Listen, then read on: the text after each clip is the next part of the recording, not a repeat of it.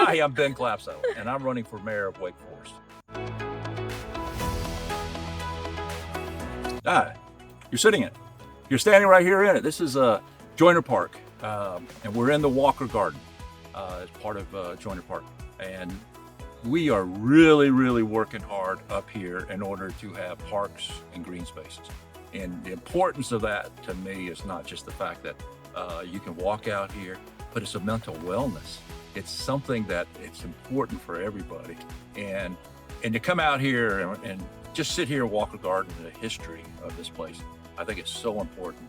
So this is my favorite place. And you know, I'll be remiss if I don't tell you a little bit about Walker Garden, Joyner Park.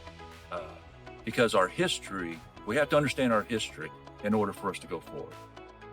When you come here to Joyner Park, understand that it used to be part of Harris Plantation. So for 30 years, this was a working plantation and African-American slaves working this. And then it changed hands, but Walker Garden here is named after the Walker family who farmed this land for over 30 years. And they were the last real farmers of this land. And they worked hard, and some of these buildings that you'll see around here is left over from when they worked this land. But when they passed away, Dr. Joyner, he bought the property, and he kept it till about from 1982. He bought it for the Walkers estate, and then the town was given this land in about 2003, and they turned this into this beautiful park. And this is probably our crown jewel of all our parks that are here. They're both the same. I felt that there's a voice here in Wake Forest that needed to be heard, and it was important to me. I moved here a little over 20 years ago. The Army brought me here, and it was my last assignment as a soldier. And we came here a lot of different reasons. We liked the town. We liked the spirit of the town. It was a small town. I think we were around 10,000 people at the time. We had great public schools. The community, you felt a sense of community, and you felt a sense of welcome here. And we really liked it, and we wanted to raise our family here. And then the town exploded in population and growth. And I just felt that there was a voice that needed to be heard, and it wasn't being heard. And so I stepped up to run for town commissioner. And in the last 2 years, I also felt again that there's people that need to be heard. There's things that we need to do in this town. And we're no longer just a small town. We're over close to 60,000 people. And it's important that as we grow, that we also listen to people. And that's important to me. I could say that's probably the biggest thing that I want to do is make sure that we open up communication so everybody feels welcome, and that they think that, and they know that we will listen.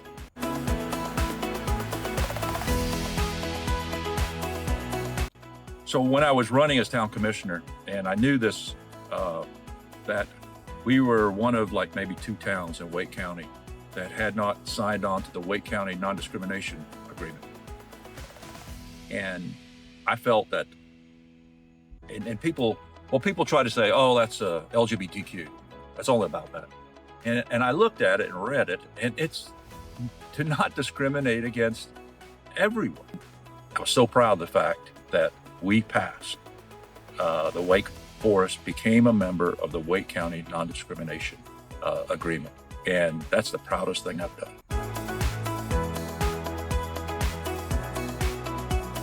As mayor, I will really open up communications.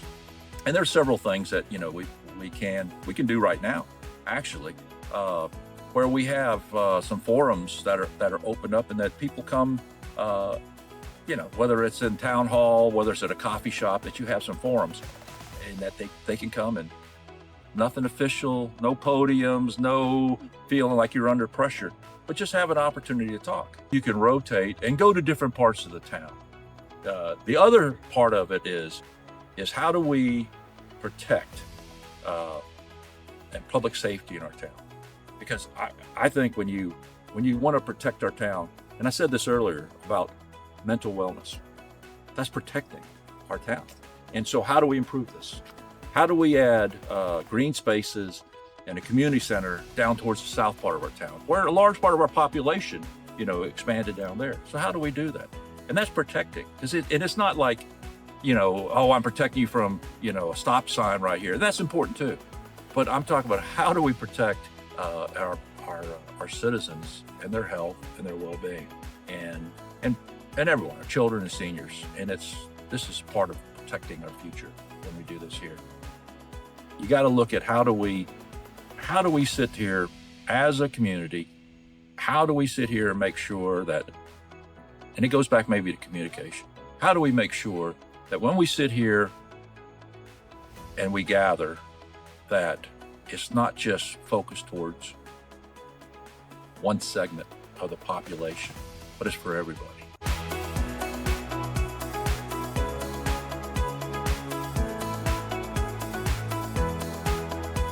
I've talked with some members of our public safety and our police force, and sometimes you're stuck between a rock and a hard place because of various federal and state laws. But everybody says that we will do what's required of us by law, but we ask to be informed.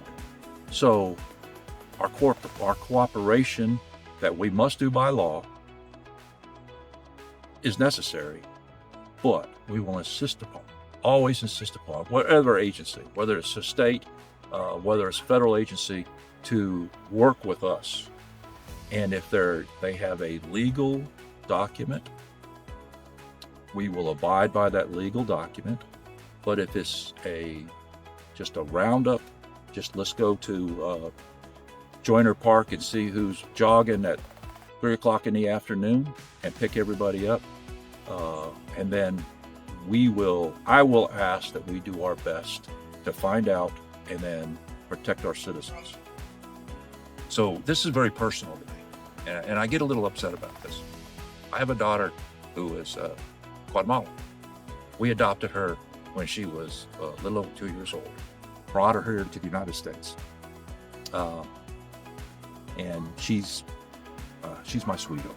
Okay, everybody's, she's daddy's girl, she's all these things.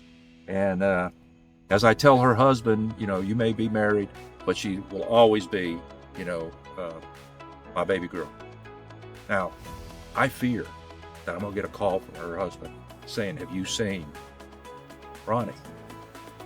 And she was at work and she hasn't made it home yet. Did she come by the house? Because she'll come by the house and visit. And it would be unusual. I fear that they're gonna pick her up. I fear that just because of the color of her skin, that they will take her under some form of custody, and that we won't know where she is. As a father, I worry. So I can understand why our citizens worry about this. And to be picked up, to be detained for days just because of the color of your skin, or just because you were at some place, that's just not America. I'm not saying that she doesn't care, but I do. I really, really care about people. I think everybody needs to be treated with dignity and respect. And please, when I say this, I'm not trying to say that the other candidate doesn't. And I know that's the question, but I'm just trying to tell you what I am and what I'm about. I really believe that everybody's treated with dignity and respect. I believe that this town, our government, is to represent all the people. And I can't say that enough. I believe that government is here not to interfere, but to support. And that's what I want to make sure. And I want everybody to understand that our town hall will be open. Our town hall, people need to feel comfortable to come in to bring issues into our town. And I believe that. And I think we can do that very simply just by how we think and how we look and how we treat. And it starts with, the mayor, because we're a diverse town, a very diverse town, and we're getting more diverse.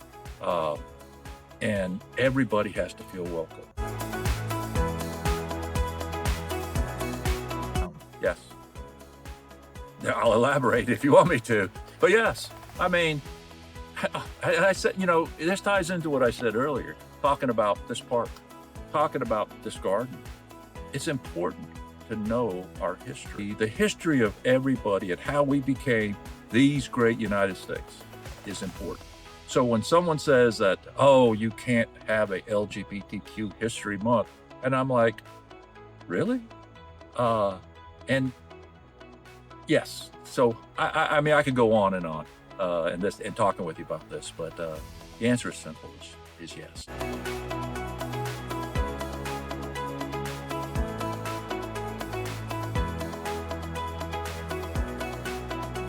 So back to the minutes, they put out within less than 24 hours, but usually that night they'll put out just a short version of it. And sometimes that's what a lot of people will see. But then they're supposed to transcribe everything word for word because it goes into our public record.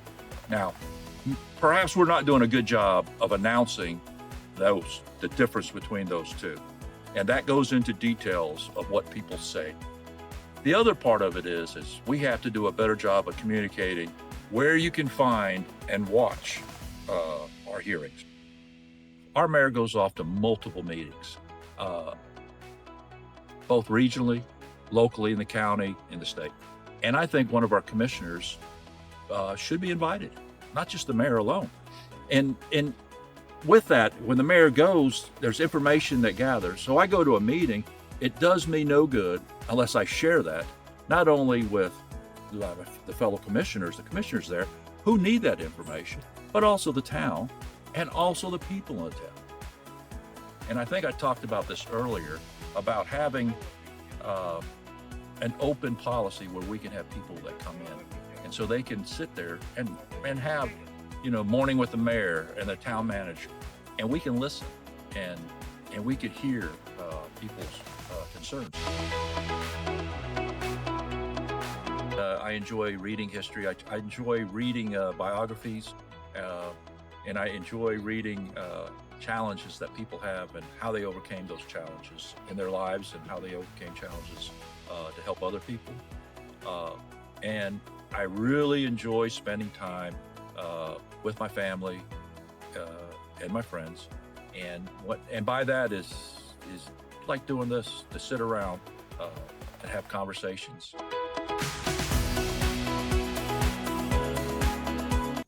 Well, over the years, of course, I did the Boy Scouts. To have these grown men who are in their 30s now come up to me and we talk about the camping trips we took them on, talk about the ghost stories that we would tell, and what impacts that not only me but their fathers and their mothers made on their lives through scouting.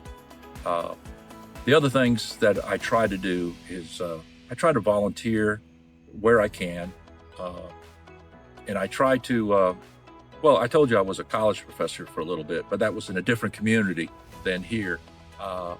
I did that, and that was really, really, that was absolutely great to watch people who are striving and to help them do that.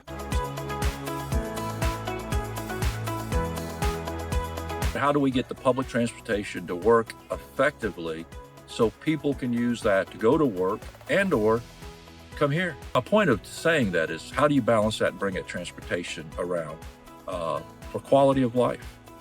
Now, that at the same time is how do we build correctly so people can afford to live? And that is a tough one that we got to do. And some of that has to really do with the number of housing that we have available, whether it's multifamily, whether it's apartments. So we have to really look at how we're going to reduce and have affordable housing, workforce housing, you could senior housing. And one of the things that I've done on that is every time that we have something that comes in that we could put we could talk to the developer, is what percentage of workforce and senior housing. Now, if I go back and look at every one of the votes I made that was a positive vote, is because the developer listened. Now, it may be just 5, 10, whatever percent, but we're trying to make inroads in order that we have that type of, again, housing that we want our people to live here. And we don't want our workforce to have to live 3 counties over. What kind of town are we in? We need to work with Wake County and the state in order for us to be able to get grants, us to take a look at how we can make purchases of land, because the cost of certain things that are there, so we can reduce the prices. Not the quality, it's just reduce the prices of our housing. And some other things that's there is, how do we give grants for people, especially the first time home buyer. And again, this is things that we have to work with the county and the state, and of course the federal government too. And this goes back to us, what are the things that the mayor can do? Well, one of the things that a mayor can do is by using, if you talk about diplomatic, we got hard power, we got soft power. The soft power is, how do I talk with fellow legislators and town leaders and talk to them about things that we could do to make things better, and how would we approach it? Now, one of the good things that we do around here, or at least I participate in, I think it's a good thing, is that we have at least once a month, we have a first Friday, and it's a coffee. It literally is a coffee. 7:30 in the morning, we gather, and we have our state representatives, state senator, we have local municipal leaders that are there, we get our county leaders, and we bring up these topics. And as we're talking with them, we do know whose lane and what we need in order to fix this. So it goes back to is affordable housing. How do we work together? And how do we use, like, Wake County's funds to improve our housing that we have here that's designated for affordable housing?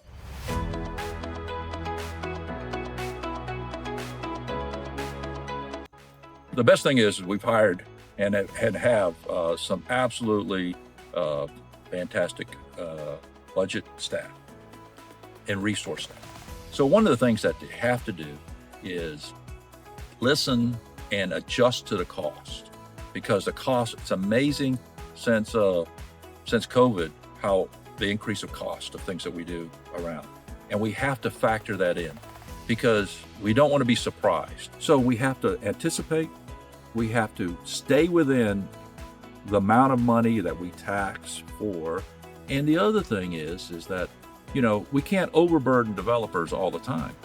But that's part of the things that we hadn't done in this town. We didn't put a transportation impact fee up until this past year. Now, all the towns in the area all have this. So we finally, since like 1998, now why they didn't, I'm not blaming anybody on that, but we finally did it, and it'll go into effect in 2026, July of 2026. And those are the things we have to continue to do.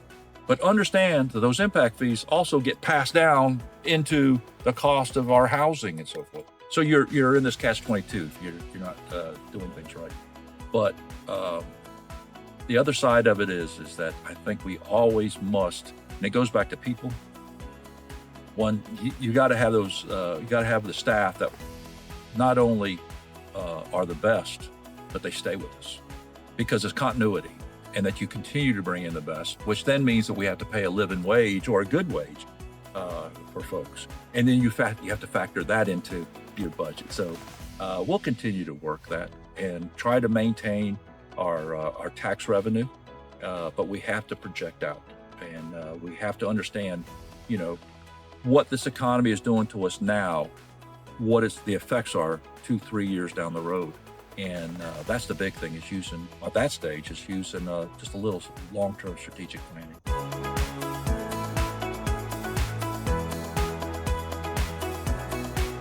First of all, I want to thank all our various private organizations, churches, and civic organizations that really, really work hard in order to distribute food.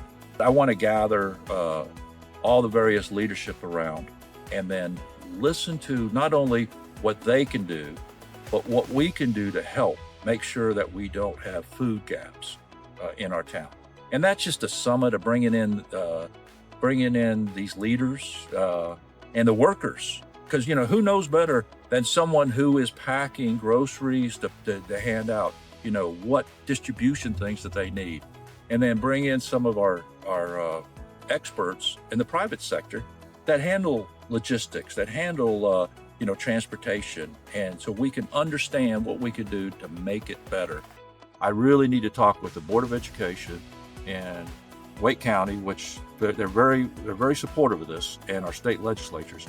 There is no reason why a child can go to school and be hungry, and that it should be, for every child that goes to a school, it should be free lunch, free breakfast, and if necessary, that we give something for those children to go home with. We need to do that, the same thing with our senior centers, and because the help that they need. But my point though is, I think our work together, and we start with coordinating what we have, and we synchronize that and get the help, and then we work out and make the government, be supportive of these things. And that's what I'm going to try to do.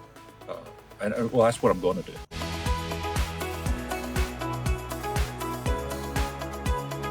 There's a good portion of Wake Forest that we have Wake Forest Power, and it is the rate that they charge obviously is based upon where they get their power from, but we keep it as a minimum that's there, and it's not a for-profit.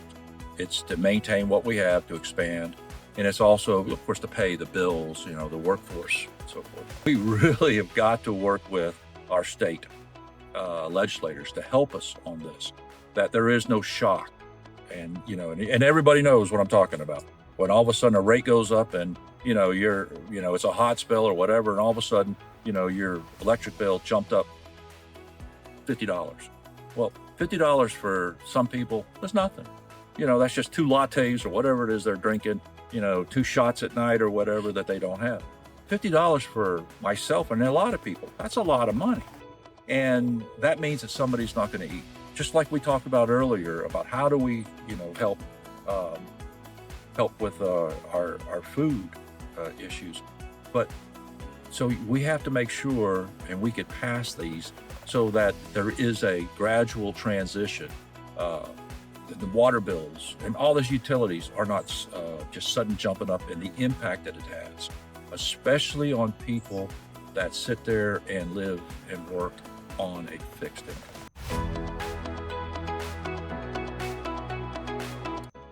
There are a lot of things that is wonderful about this town, and it's an absolutely great town, and I love North Carolina.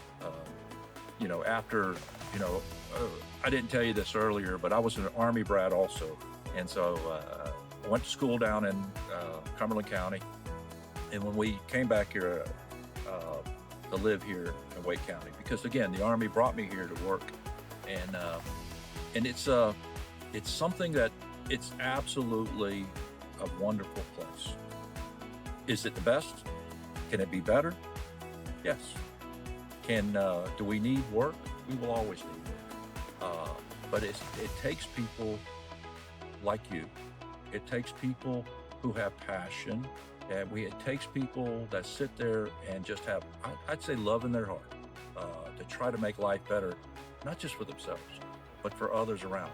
And I appreciate what you've done here with me today, and what everybody's doing, and everybody that's going to watch this. Just we'll make this better.